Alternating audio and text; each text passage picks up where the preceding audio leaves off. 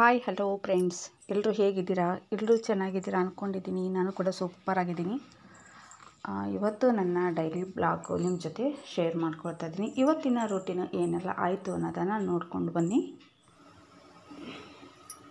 Friends. ಇವತ್ತು morning ರೊಟ್ಟಿ ಇದ್ದೇ ಇರುತ್ತೆ. ವಾರದಲ್ಲಿ 2 ದಿನ ಬಿಟ್ಟರೆ ಉಳಿದ ದಿನಗಳಲ್ಲೆಲ್ಲ ರೊಟ್ಟಿ ಇದ್ದೇ ಇರುತ್ತೆ. ಹಾಗೆ ಸ್ವಲ್ಪ ಅನ್ನ ಮಿಕ್ಕಿತ್ತು, ಹಾಗಾಗಿ ನಾನು ರವೆ ಅನ್ನನ ರುಬ್ಬಿಟ್ಟಿದ್ದೆ, ಇಡ್ಲಿ ಮಾಡ್ತಾಯಿದ್ದೀನಿ. ಹಾಗೆ ಕುಂಬಳಕಾಯಿ ತೋರಿಸಿದ್ನಲ್ವ, ಕುಂಬಳಕಾಯಿ ಪಲ್ಯ ಮತ್ತು ಜೋಳದ ರೊಟ್ಟಿ ಮಾಡ್ತಾಯಿದ್ದೀನಿ. ಅದಕ್ಕಾಗಿ ನಾನೀಗ ಕೊಬ್ಬರಿ, ಟೊಮೊಟೊ, ಈರುಳ್ಳಿ, ಬೆಳ್ಳುಳ್ಳಿ ತೊಗೊಂಡಿದ್ದೀನಿ. ಹಾಗೆ ಸ್ವಲ್ಪ ಶೇಂಗಾ ಬೀಜ, ಹಸಿರು ಮೆಣಸಿನ್ಕಾಯಿನ ಹುರಿತಾ ಇದ್ದೀನಿ. ಇದು ಪಲ್ಯ ಮಾಡೋದಕ್ಕೆ ರೆಡಿ ಮಾಡ್ಕೊಂಡಿದ್ದೀನಿ. ಇಡ್ಲಿ ಕೂಡ ರೆಡಿ ಆಗ್ತಾಯಿದೆ. ಕುಂಬಳಕಾಯಿ ಅಥವಾ ಚಿನ್ನಿಕಾಯಿ ಅಂತಾರೆ, ಸಿಹಿ ಕುಂಬಳ. ಇದು ಅತ್ತೆ ಕೊಟ್ಟು ಕಳಿಸಿದ್ರು, ಮನೆಯವರು ಊರಿಗೆ ಹೋಗ್ತಿರ್ತಾರಲ್ವ ಆವಾಗ.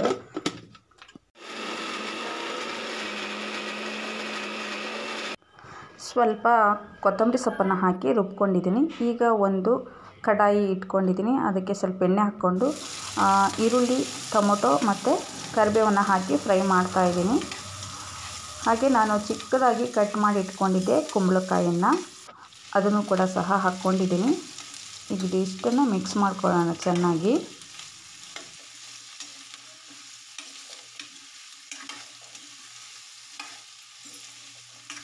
ಈಗ ನಾನು ರುಬ್ಬಿರುವಂಥ ಮಸಾಲನ ಹಾಕ್ಕೊಳ್ತಾ ಇದ್ದೀನಿ. ಟೊಮೊಟೊ, ಈರುಳ್ಳಿ, ಬೆಳ್ಳುಳ್ಳಿ ಮತ್ತು ಕೊತ್ತಂಬರಿ ಸೊಪ್ಪು, ಹಸಿರು ಮೆಣಸಿನ್ಕಾಯಿ, ಹಾಗೆ ಶೇಂಗಾ ಬೀಜ. ಶೇಂಗಾ ಬೀಜದ ಪೌಡರ್ ಇದ್ದರೆ ಪೌಡರ್ ಕೂಡ ಹಾಕ್ಕೊಬೋದು. ನಾನು ಇರಲಿಲ್ಲ, ಹಾಗಾಗಿ ಸ್ವಲ್ಪ ಹುರಿದ್ಬಿಟ್ಟು ರುಬ್ಕೊಂಡಿದ್ದೀನಿ. ಈಗ ಆ ಮಸಾಲೆ ಎಲ್ಲ ಹಾಕಿ ಮಿಕ್ಸ್ ಮಾಡಿಕೊಂಡೆ. ಈಗ ಸ್ವಲ್ಪ ಅರಿಶಿಣ ಪುಡಿನ ಹಾಕ್ಕೊಳ್ತಾ ಇದ್ದೀನಿ. ಹಾಗೆ 1 ಸ್ಪೂನಷ್ಟು ಧನಿಯಾ ಪುಡಿನ ಹಾಕ್ಕೊಂಡಿದ್ದೀನಿ. ಹಾಗೆ ಒಂದು ಸ್ವಲ್ಪ ಅಂದರೆ ಅರ್ಧ ಸ್ಪೂನಷ್ಟು ಗರಂ ಮಸಾಲ. ಇಲ್ಲಿ ಹುಚ್ಚೆಳ್ಳು ಪುಡಿ ಅಂತ ಹೇಳ್ತಾರೆ, ಗುರೆಳ್ಳು ಪುಡಿ, ಹುಚ್ಚೆಳ್ಳು ಪುಡಿ, ಎಳ್ಳು ಪುಡಿನ ಹಾಕ್ಕೊಂಡಿದ್ದೀನಿ.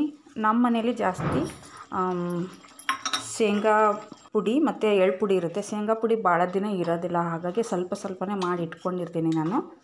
ಈಗ ರುಚಿಗೆ ತಕ್ಕಷ್ಟು ಉಪ್ಪನ್ನು ಹಾಕ್ಕೊಂಡಿದ್ದೀನಿ. ಇದಿಷ್ಟು ಹಾಕಿ ಚೆನ್ನಾಗಿ ಇನ್ನೊಂದ್ಸರಿ ಮಿಕ್ಸ್ ಮಾಡ್ಕೊಳ್ಳೋಣ. ಹಾಗೆ ನಮಗೆ ಗಟ್ಟಿ ಬೇಕು ಅಥವಾ ಗ್ರೇವಿ ಬೇಕು ಅಂದರೆ, ರೊಟ್ಟಿಗೆ ಎಲ್ಲ ಗ್ರೇವಿ ಇದ್ರೇ ಚೆನ್ನಾಗಿರುತ್ತೆ. ಹಾಗಾಗಿ ನಾನು ಸ್ವಲ್ಪ ನೀರನ್ನು ಆ್ಯಡ್ ಮಾಡ್ತಾಯಿದ್ದೀನಿ. ಇದೆಲ್ಲ ನೀರು ಹಾಕಿಬಿಟ್ಟು ಇದನ್ನೊಂದು 10 ನಿಮಿಷ ಆದರೂ ಬೇಯಿಸ್ಕೊಳ್ಳೋಣ. ಕುಂಬಳಕಾಯಿ ಚೆನ್ನಾಗಿ ಬೆಂದರೆ ಚೆನ್ನಾಗಿರುತ್ತೆ. ಈ ಕಡೆ ಇಡ್ಲಿ ಕೂಡ ರೆಡಿಯಾಗಿದೆ.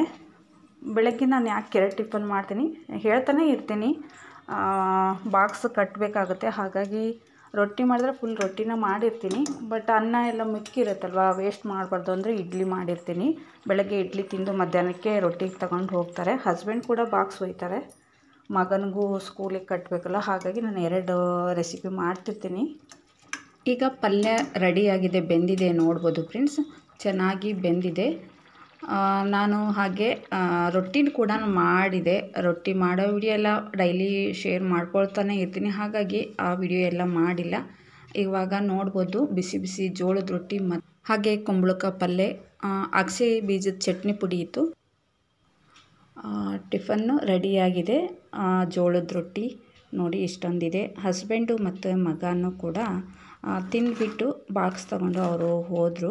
ಇದು ಹಳೆಯ ರೊಟ್ಟಿ, ಅಂದರೆ ನಿನ್ನೆ ಎಲ್ಲ ಮಾಡಿರ್ತೀನಲ್ವ, ಮಿಕ್ಕಿರೋಂಥ ರೊಟ್ಟಿನ ನಾನು ಈ ರೀತಿ ಬಿಸಿ ಹಂಚಿನ ಮೇಲೆ ಇಟ್ಟಿರ್ತೀನಿ, ಹಾಳಾಗೋದಿಲ್ಲ. ಇವಾಗ ಎಲ್ಲ ಕ್ಲೀನ್ ಮಾಡ್ಕೋಬೇಕು, ಇರುತ್ತಲ್ವ ಕೆಲಸಗಳು ಡೈಲಿ. ರೊಟ್ಟಿ ಮಾಡಿದ್ರಂತೂ ಗ್ಯಾಸ್ ಕಟ್ಟೆ ಕ್ಲೀನ್ ಮಾಡಬೇಕು. ದಿನಾನು ಮಾಡ್ತಾನೆ ಇರ್ತೀನಿ, ರೊಟ್ಟಿ ಮಾಡಲಿ ಬಿಡಲಿ. ಬೆಳಗ್ಗೆ ಮತ್ತು ನೈಟು ಕ್ಲೀನಿಂಗ್ ಇದ್ದೇ ಇರುತ್ತೆ. ರೊಟ್ಟಿ ಮಾಡಿದ ದಿನ ಅಂತೂ ತುಂಬಾ ಎಲ್ಲ ಮುಸ್ರೆ ಆಗಿರುತ್ತೆ, ಚೆನ್ನಾಗಿ ಕ್ಲೀನ್ ಮಾಡಬೇಕು. ಫ್ರೆಂಡ್ಸ್, ಎಲ್ಲ ಕ್ಲೀನಿಂಗ್ ಎಲ್ಲ ಆಯಿತು. ಅದೇ ಕಾಳುಗಳನ್ನು ಡಬ್ಬಿಗೆ ಹಾಕಿ ಇಡ್ತಾಯಿದ್ದೀನಿ. ಹಾಗೆ ನೆನಪಾದಾಗೆಲ್ಲ ನಾನು ಕಾಳುಗಳನ್ನು ನೆನೆ ಇಡ್ತೀನಿ ಅಂತ ಹೇಳ್ತಿರ್ತೀನಲ್ವ, ವಾರದಾಗ 2 ಸರಿ ಹೀಗೆ ಮಾಡ್ತಿರ್ತೀನಿ. ನೋಡ್ಬೋದು ಈಗ ಸ್ವಲ್ಪ ಸ್ವಲ್ಪನೇ ಬಾಕ್ಸಿಗೆ ಹಾಕಿ ಇಟ್ಕೊಳ್ತೀನಿ. ಉಳಿದಿರೋವೆಲ್ಲ ನಾನು ಫ್ರಿಜ್ಜಲ್ಲಿ ಇಡ್ತೀನಿ. ಇದು ಕಡಲೆಕಾಳು, ಮಡಿಕೆ ಕಾಳು ಅಂತ ಬರುತ್ತೆ, ಹೆಸರು ಕಾಳು ಮತ್ತು ಶೇಂಗಾ ಬೀಜ. ಇವು ಮೇಯ್ನಾಗಿ ನಂಗೆ ಕಣ್ಣಿಗೆ ಕಾಣಂಗೆ ಇರಬೇಕು, ಇದ್ದರೆ ನೆನಪಾಗುತ್ತೆ ನೆನೆಸಿಡೋದಕ್ಕೆ. ಬೆಳಗ್ಗೆ ತಿನ್ನೋದಕ್ಕೆ ಕಾಳುಗಳನ್ನು ನೆನೆಸಿಡಬೇಕು. ಅದು ದಿನ ಮಾಡಿದ್ರೂ ಒಳ್ಳೆಯದು, ಬಟ್ ನೆನಪಾಗೋದಿಲ್ಲಲ್ವ, ಹಾಗಾಗಿ ನಾನು ಆಗಾಗ ನೆನಪಾದಾಗೆಲ್ಲ ಕಾಳನ್ನು ನೆನೆಸಿಟ್ಟು ತಿಂತಿರ್ತೀವಿ. ಇಲ್ಲಿ ನೋಡ್ಬೋದು ಫ್ರೆಂಡ್ಸ್, ಕಡಲೆಕಾಳು, ಹೆಸರು ಕಾಳು ಮತ್ತು ಮಡಿಕೆ ಕಾಳು ಅಂತ ಬರುತ್ತೆ ಅದು, ಮತ್ತು ಶೇಂಗಾ ಎಲ್ಲ ಸೇರಿಸಿ ತೊಳೆದ್ಬಿಟ್ಟು ನೆನೆಸಿಡ್ತೀನಿ. ಸ್ವಲ್ಪ ಮೆಂತ್ಯ ಕೂಡ ಹಾಕ್ಕೊಳ್ತೀನಿ. ಮೆಂತ್ಯ ವಾರದಾಗ ಒಂದು 2-3 ಸರಿ ಈ ಥರ ಕಾಳುಗಳು ನೆನೆಸಿಟ್ಟು ತಿನ್ನೋದು ತುಂಬಾ ಒಳ್ಳೆಯದು. ಆದರೆ ನೆನಪಾಗಲ್ಲ, ಹಾಗಾಗಿ ನೆನಪಾಗುತ್ತೆ ಅಂತ ಈ ಬಾಕ್ಸ್ಗಳಲ್ಲಿ ಹಾಕಿ ಇಲ್ಲೇ ಹೊರಗಡೆ ಇಟ್ಕೊಳ್ತಾ ಇದ್ದೀನಿ. ದಿನ ಆಗಲಿಲ್ಲ ಅಂದ್ರೂ ವಾರದಾಗ 2 ಸರಿ ಅದು ನೆನೆಸಿಟ್ಕೊಂಡು ತಿನ್ನಬೇಕು.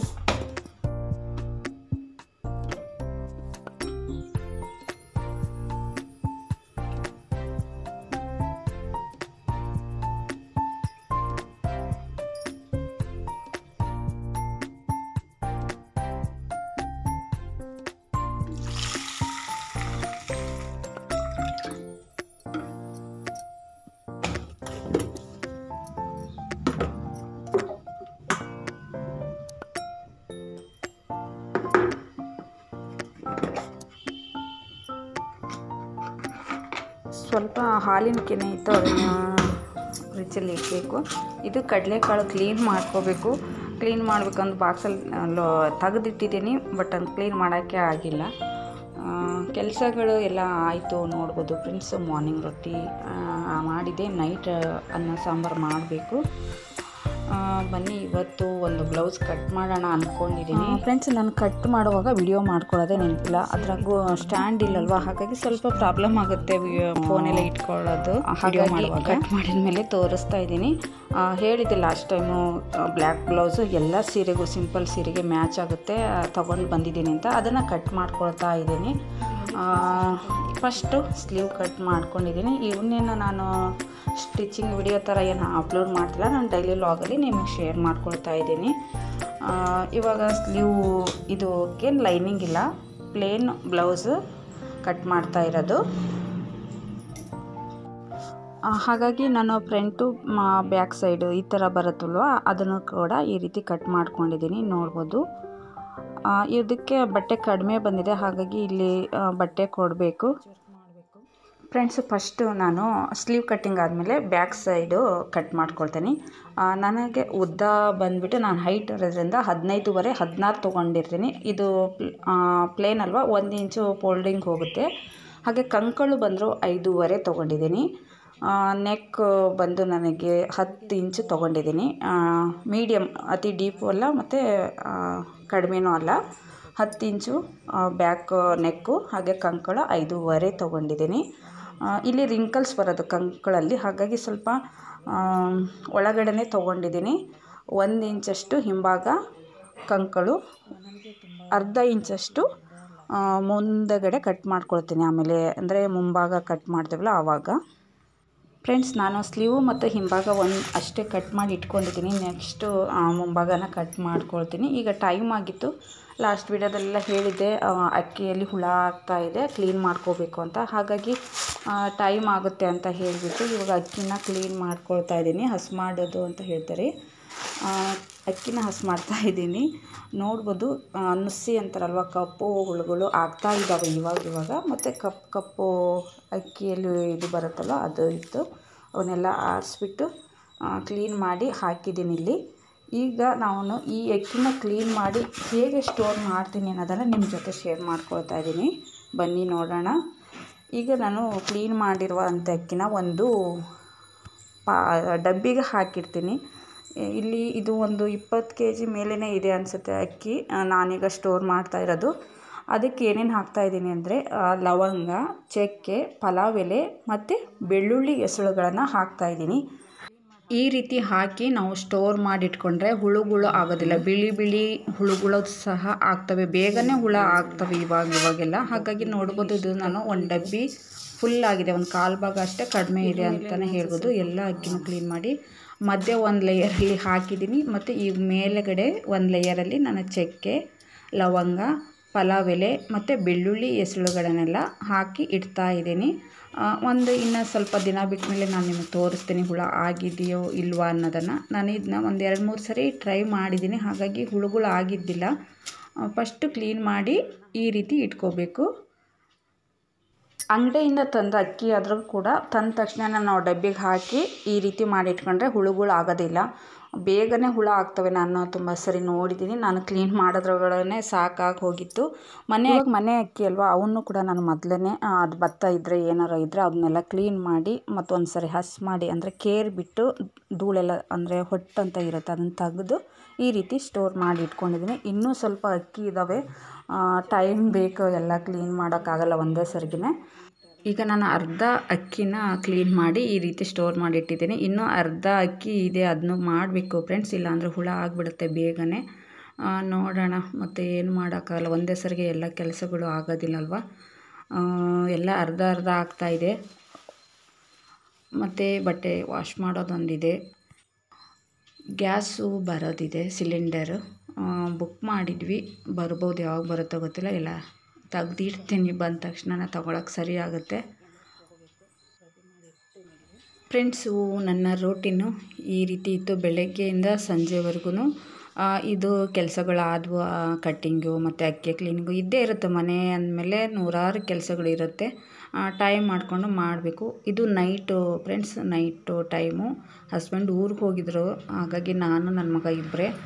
ಊಟ ಎಲ್ಲ ಆಗಿದೆ, ಇನ್ನು ಪಾತ್ರೆ ತೊಳೆದು ಮತ್ತು ಒಂದು ಸ್ವಲ್ಪ ಗ್ಯಾಸ್ ಹತ್ರ ಎಲ್ಲ ಒರೆಸ್ಕೊಂಡು ಇವತ್ತಿನ ದಿನ ಮುಗೀತು. ಇನ್ನು ನೆಕ್ಸ್ಟು ವ್ಲಾಗಲ್ಲಿ ಸಿಗೋಣ. ಇವಾಗ ಚಳಿ ಅಲ್ವಾ, ಕೋಲ್ಡ್ ಆದಂಗೆ ಆಗಿಬಿಟ್ಟಿದೆ, ತಲೆನೋವು, ಗಂಟ್ಲ ಮತ್ತು ಮೂಗೆಲ್ಲ ಶೀತ ಆದರೆ ಹಾಗೆ ಒಂದೇ ಸೈಡ್ ಕಣ್ಣಲ್ಲಿ ನೀರು ಮೂಗಲ್ಲಿ ನೀರು ಬರ್ತಾ ಇರುತ್ತೆ ನನಗೆ. ಫ್ರೆಂಡ್ಸು, ನೋಡಿದ್ರಲ್ವ ಮಾರ್ನಿಂಗ್ ಟು ನೈಟ್ವರೆಗೂ ನನ್ನ ರೂಟೀನ್ ಹೇಗಿತ್ತು ಅಂತ. ಇವತ್ತು ಏನೇನೆಲ್ಲ ಕೆಲಸ ಆಯಿತು ಎಲ್ಲ ಶೇರ್ ಮಾಡ್ಕೊಂಡಿದ್ದೀನಿ. ಈ ವಿಡಿಯೋ ಇಷ್ಟ ಆಗಿದ್ದರೆ ಲೈಕ್ ಮಾಡೋದನ್ನು ಮರಿಬೇಡಿ. ಹಾಗೆ ಹೊಸಬ್ರಿದ್ದರೆ ಸಬ್ಸ್ಕ್ರೈಬ್ ಮಾಡಿಕೊಂಡು ಪೂರ್ತಿ ವಿಡಿಯೋ ನೋಡಿ ಫ್ರೆಂಡ್ಸ್. ಆ್ಯಡ್ಸ್ ಎಲ್ಲ ಬರುತ್ತೆ, ಸ್ಕಿಪ್ ಮಾಡಬೇಡಿ. ಓಕೆ, ಮತ್ತೆ ನೆಕ್ಸ್ಟ್ ವಿಡಿಯೋದಲ್ಲಿ ಸಿಗೋಣ. Thank you for watching. Comments ಹಾಕೋದನ್ನು ಮರಿಬೇಡಿ.